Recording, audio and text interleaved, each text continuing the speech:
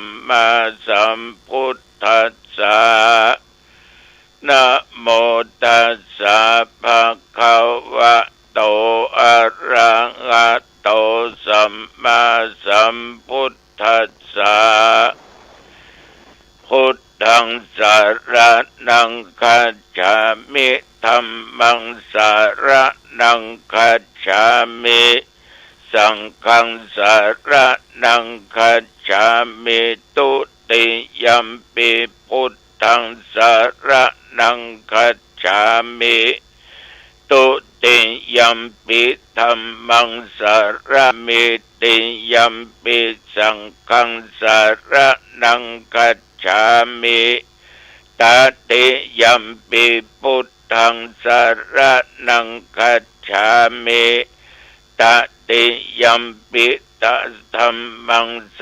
รณังคัจฉามิตติยัมปิสังฆังสรณังคัจฉามิอิติปิโสภะคะวะอะระหังสัมมาสัมพุทโธวิชชาจารณะสัมปันโนสุขโตโลกวิโตอนุตตโรปุริสัทธัมมสาลัตถิสัทธาเทวมนุษย์สานังพุทโธภคะวะติยันตุนิมิตตังอวะมังคลัญจาโยจามะนาโปสกุนัสสะสัทโธปะปะกังโหตุสุปินังอากันตังพุทธานุภาเวนะวินาสเมนตุสวากขาโตภะคะวะตาธัมโมสันติติโกอากาลิโกเอหิปัสสิโก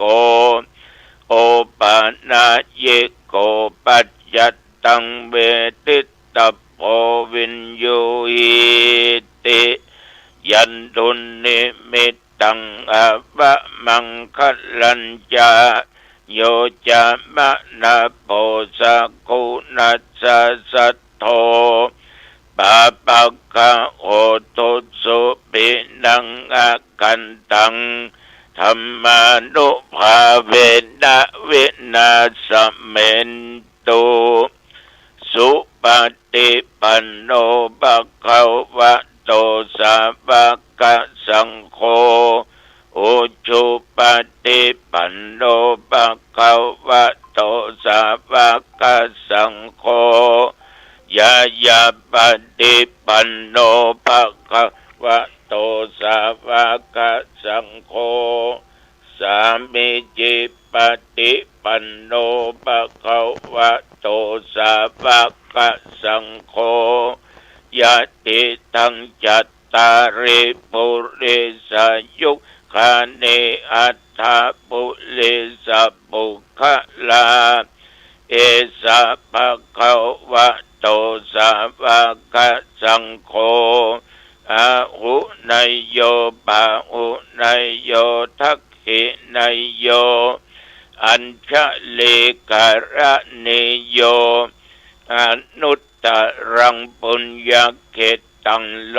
กัสสาติยันตุนิมิตตังอวะมังคลัญจาโยจามะนาโปสกุนัสสะสัทโธปะปะกะโหตุสุปินังอากันตังสังฆานุภาเวนะวินาสเมนตุโพชังโฆสติสังฆาโตธัมมานังวิจโยตถาวิริยัมปิติปัสสติ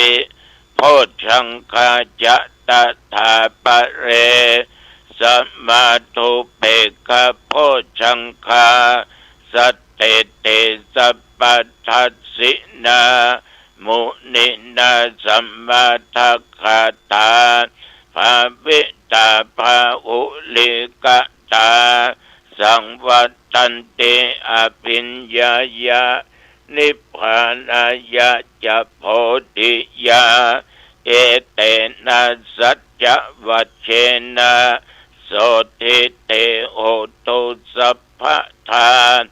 เอกัสสมิงสัมมะเยนะโทมุขันลานัญจกัสสปังคิลาเนตุคิเตติสวาโพชังเคสัตตะเทสัญเยเตจะตังอภินันติตวาโรกามุตจิงสุตังคะเนเอเตนะสัจจวัชเชนะโสติเตโหตุสัพพทาเอกทาธรรมราชาปิเขลัญเยนะปิปิลิโตจุนตเทเรนะตัญเยวะภานาเปตวานะสัทธลังสัมโมติตวาจะอาภาธาตัมหาวุธาสิธานะโสเอเตนะสัจจวัชเชนะโสติเตโอตุสัพพทาปะเยนะเตจะอาภาธาตินนันนัมปิมะเยสินังมัคคาอัตตะกิเลสาวะปัตตานุปติธัมมะตังเอเตนะสัจจวัชเชนะโสติเตโอตุสัพพทาภวตุสัพพมังคลังรักขันตุสัพพเทวตาสัพพพุทธานุภาเวนะสัทธาโสติภวันตุเตภวตุสัพพมังคลังรักขันตุสัพพเทวตาสัพพธรรมานุภาเวนะสัทธาโสติภวันตุเตภวตุสัพพมังคลังรักขันตุสัพพเทวตาสัพพธรรมานุภาเวนะสัทธาโสติภวันตุเตภวตุสัพพมังคลังรักขันตุสัพพเทวตาสัพพสังฆานุภาเวนะสัทธาโสติภวันตุเต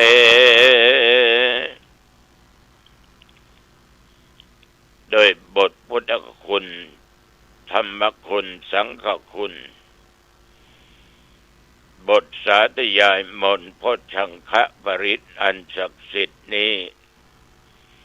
ขอตั้งจิตอธิษฐานถวายเป็นพระพรชัยมงคลแด่สมเด็จพระเจ้าลูกเธอเจ้าฟ้าพัชรกิติยาภาขอให้พระองค์จงทรงหายจากอาการพระประชวรมีพระสุขภาพพระมัยอันแข็งแรงมีพระชนมายุยิ่งยืนนานได้120 พระพรรษายิ่งขึ้นไปขอถวายพระพรกรมอุตุได้บอกกล่าวตักเตือนสติระยะนี้ฟ้าฝนลงไปทางใต้ทางเหนือจะจอยมาเป็นเตื้อหนาวเนอะหนาวแต่ก็ว่าหนาวนักหนาป้าป้านจนอดว่าได้ทนบ่ไหวอุณหภูมิตะวันนี่33ปัจจุบันประเดี๋ยวนี้16 องศาต่ำกว่าตะวันหนาวหรือตะวันสำหรับบริเวณวัดหนองตองใกล้เคียงนี่บ่มีรายงานฝนตก ลมก็ใบแห้งแต่ว่ากินเข้าง่ายแล้วก็อยู่วัดอยู่ว่าเนาะเพราะว่ามีงานข่าวดำที่วัดขอบใจตะพน้อยสง่าเด้อแม่วัดนิดากันดิยะลูกเต้าหลานเลนญาติพี่น้องที่นำเอาโภชนะอาหารของกินของทานไปถวายเป็นทานพร้อมวัตถุปัจจัยทายธรรมต่างๆขอพน้อยอยู่เย็นเป็นสุขอิมากาขึ้นเนอกิดอันใดสมปรารถนาจุยังจุประการต้องขอบใจต่อญาติต่อโยมทุกท่านทุกคนมาช่วยกันในงานวัดแต่ว่าหลายร้อยคนนะแต่มีสังเกตอยู่ว่าหมู่ใดมาดึงหมู่นั้นจะขอโทษทุกเจ้าตายก็ทุกเจ้านักกำนันผู้ใหญ่บ้านตายก็กำนันผู้ใหญ่บ้านนักตำรวจทหารตายก็มีตำรวจทหารนักทั้งครูอาจารย์ตายก็มีคณะครูอาจารย์เป็นจำนวนมากพี่น้องญาติโยมเจ้าบ้านบางครั้งก็มากบางครั้งก็น้อยนี่แล้วแต่คนในตระกูลนั้นไปมาหาสู่กับเปิ้นก็ถ้าไปหาเปิ้นก็มาหาตัวแต่ว่านี่ญาติคนตายนี่เปิ้นกว้างขวางเป็นแม่ครัวไปกุฏิกุฏางเนาะคนยิ่งมากหลายร้อยคนทีนี้หลังจากเผาสรีระร่างกายของคนที่ตายเรียบร้อยก็จนว่าจะค่ำจะมืดก็ออกกำลังกายแล้วก็พักผ่อนมาค่ำมาคืนท่านทั้งหลาย10 วันอันตรายที่ทางรัฐบาลท่านได้มีมติหยุดงานได้10 วันพี่น้องญาติโยมได้ทำบุญในส่วนกลางกรุงเทพต่างจากวัดใกล้เคียงต่างก็เดินทางมุ่งหน้าปิกบ้านปิกจองเพื่อจะไปได้ได้จากับพ่อกับแม่กับเพื่อนพ้องพี่น้องชาวบ้านที่อยู่ทั้งบ้านรอคอยอยู่ท่านทั้งหลายก็นับว่าเป็นสิ่งที่ดีเป็นวันที่ญาติพี่น้องจะได้พบปะกันในเทศกาลขึ้นปีใหม่พุทธศักราช2568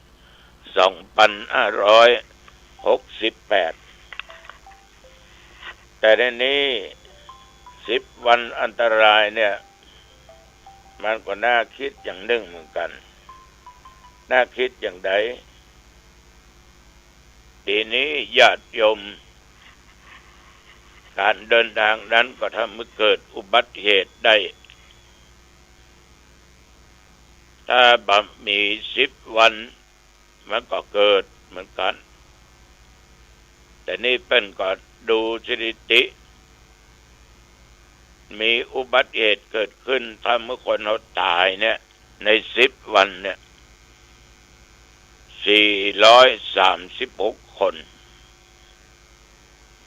436คิดเฉลี่ยแล้วก็ตกวัน43 พ้อง44 พ้อง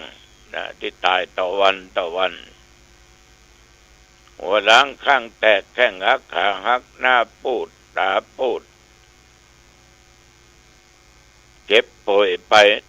ถึงอย่างหนักอย่างกลางอย่างเบาบาง2,376 รายก่อนดูผลที่ได้รับมา 2,376 ตายไป436ถ้ามันมี10 วันอันตรายคนจะตายก็ตายแต่ว่าการเดินทางระหว่างหยุดงานนั้นมันคนนัก หมู่อยู่ทั้งใต้ก็ไปทั้งใต้ทั้งอีสานไปทั้งอีสานมาทั้งเหนือก็มาทั้งเหนือคนทั้งใต้ทั้งเหนืออีสานมาทั้งเหนือทั้งส่วนกลางมาทั้งเหนือก็ลดลามันตักมันนักปีนี้เชียงใหม่เนี่ยนักท่องเที่ยวมาแอวกันนักแล้วก็เป็นนิมิตหมายที่ดีอีกนะปีนี้พระบาทสมเด็จพระเจ้าอยู่หัวกับสมเด็จพระนางเจ้าพระบรมราชินี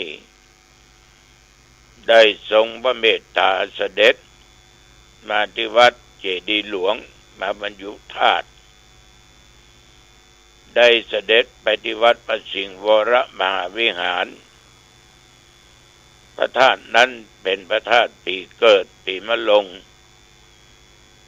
เป็นปีที่พระบาทสมเด็จพระเจ้าอยู่หัวทรงประสูติแต่จะมีพระชนมายุได้72 พรรษานับว่าเป็นนิมิตเป็นที่หมายเป็นเครื่องดีสาธุขอจังใหม่และใกล้เคียงอยู่เย็นเป็นสุขนะอยู่เย็นเป็นสุข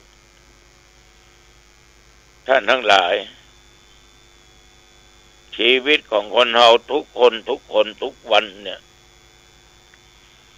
ที่เราได้ศึกษาธรรมกันฟังธรรมกันปฏิบัติธรรมกันหวังความผาสุกไปข้างหน้าว่าสุขเมืองคนสุขเมืองฟ้าสุขไปหน้าที่สุดแห่งที่สุดคือพระนิพพาน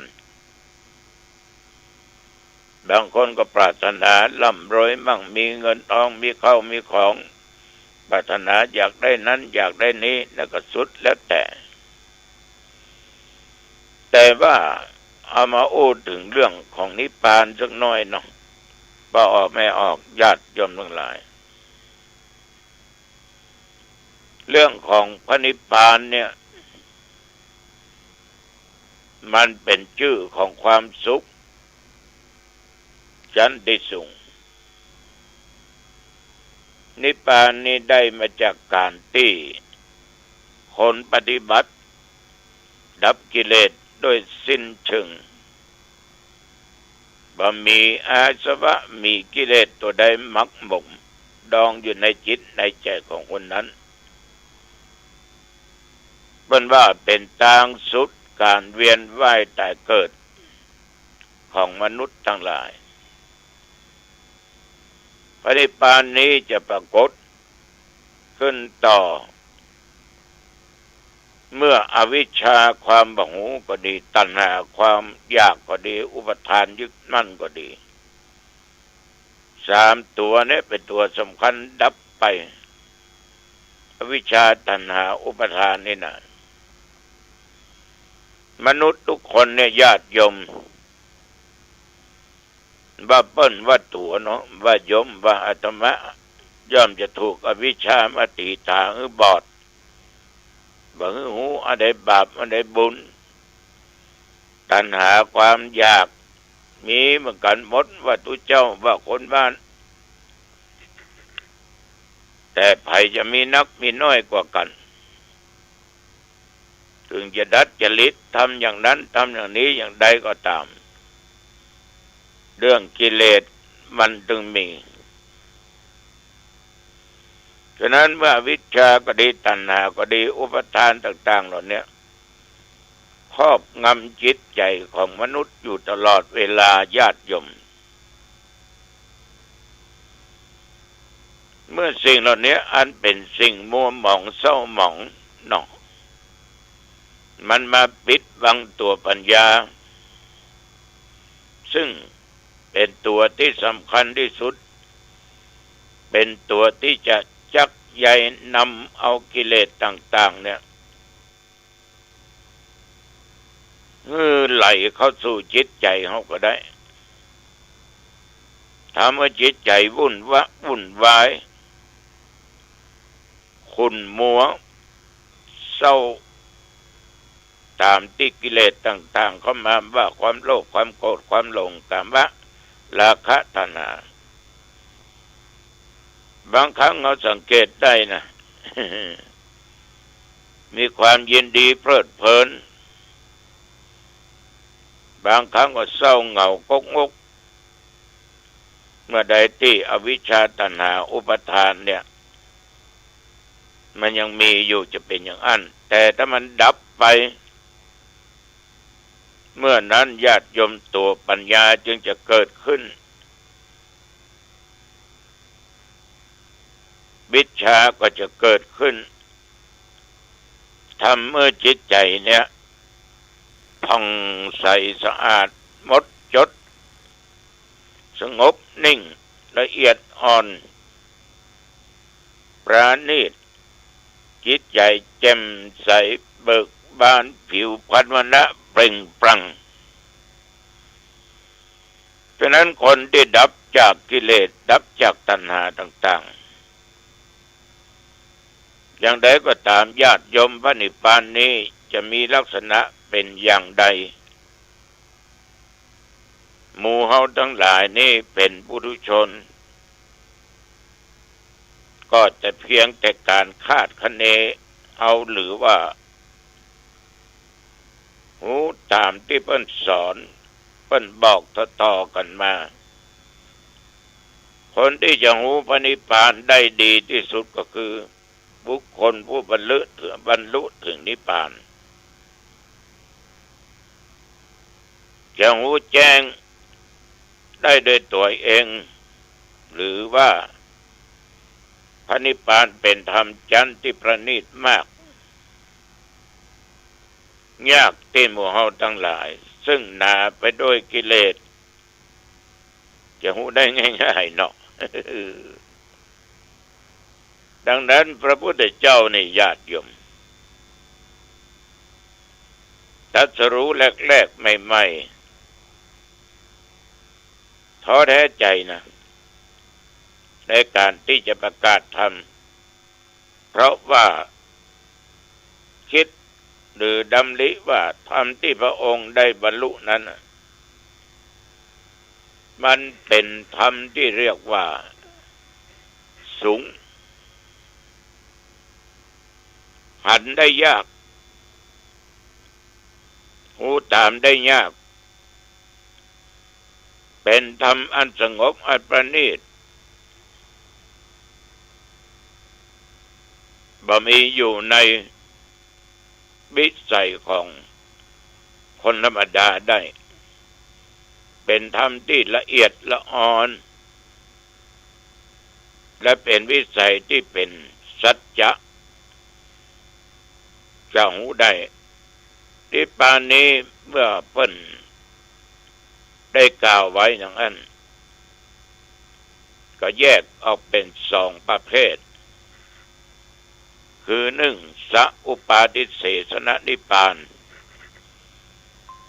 ดับกิเลสตัณหาทั้งหลายขึ้นได้ฉะนั้นญาติโยมท่านผู้ฟังทั้งหลาย